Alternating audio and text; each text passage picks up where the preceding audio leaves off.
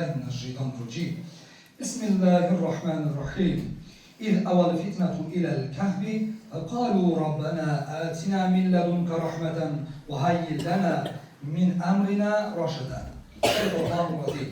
وقال رسول الله صلى الله عليه وسلم: لا يزال الله يغرس في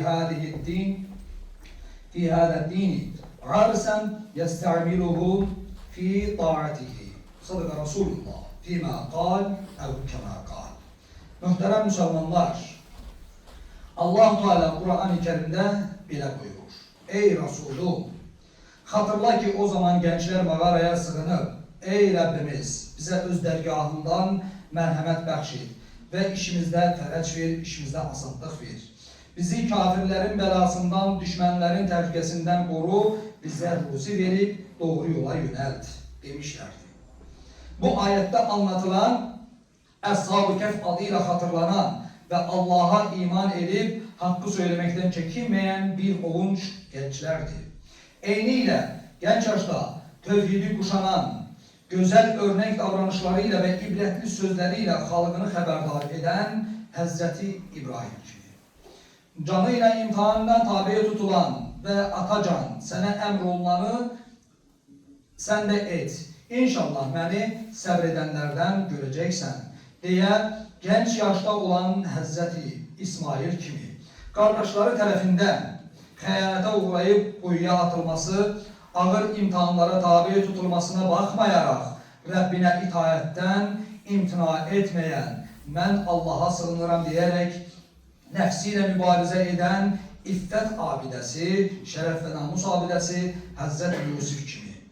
Eyniyle anası tarafından məbədə adanan, təhqir ve böhtanlara bakmayarak imanı ve sadakatiyle tarihe geçen Hazreti Meryem anamız kimi gençlerdi. Kıymetli kardeşler, Allah'ın elçisi sallallahu aleyhi ve sellem Efendimiz sevinci ve huzuru Rabbine kulluk etmekte aktaran, gencin ideal bir genç olduğunu bildirmiş, iffetini koruyan ve gönlü mescitlere bağlı olan gencin ise məhşər günündə hiçbir kölgenin olmadığı zaman Allah'ın arşının kölgesinde kölgeleneceğini müjdelemişti. Çünkü gençlik xəyalların, heyecanın, marak ve arayışın en sık olduğu dövrdür. Ömrünün en məhsuldar ve kıymetli çağıdır. Dünya ve ahiret xoşbəxtliyini kazanmanın, yorulmadan çalışarak yaxşılığı çoğaltmanın zamanıdır. Bu sebeple mümin gençliğini harada ve nece geçirerek xərclədiyindən sorguya çekileceği şuuruyla hareket etmeli ve bunun nimetin kıymetini bilmelidir. Değerli kardeşler, her əsrdə olduğu kimi indiki əsrdə de gençlerimizi əhatə eden bazı problemler var. O problem onların ümit ve ideallarını çalıp heyecan ve enerjisini pis yollarda istifade etmek isteyen hain eller var. Genç yüreklerle ünsiyet yollarımızı bağladığımızda, onlarla ilgimizi, əlaqəmizi kəsdiyimizdə ne kadar sahte kurtarıcılar ve virtual alemler onlara kapılarını açmaktadır.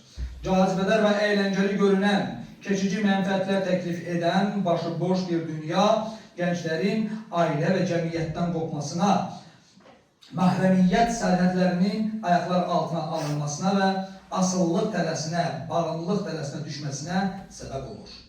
Qiymətli qardaşlar, genç nesillerimiz üçün en əhəmiyyətli təhlükələrdən birisi de hayatın mənasını, ne için yaratıldığını, dünyada var olmalarının məqsədini anlamayarak məhrum olmalarıdır. Beden ve ruh sağlamlığının en büyük düşməni olan zərərli vərdişlərə ve teknolojiyaya asıllığına düşkün olmalarıdır. Gözümüzün aydınlığı olan, sevincimiz, ümidimiz olan balalarımız genç yaşta elimizden itip gitmektedir. Uca dinimiz İslam'a, hidayet rehberi Kur'an'a, alemlere rahmet olarak gönderilen ve en güzel numune olarak gönderilen Resul-i Ekrem sallallahu aleyhi ve sellem Efendimizin sünnesine sık sarılmalımız ve gençlerimize sahip çıkmamız esas vazifemiz olmalıdır. Aziz kardeşler, gençler bir milletin geleceği en büyük imkan ve zenginliğidir. Gençliğine sahip çıkıp onları tahsilli ve güzel ahlaklı bir şekilde yetiştiren cemiyetler geleceklerini inşa etmiş demektir. Peygamber Efendimiz sallallahu aleyhi ve sellem Allah Teala'nın İslam yolunda özüne itaat eden ne kadar körpeler yetiştirmeye devam edeceğini müjdelemektedir.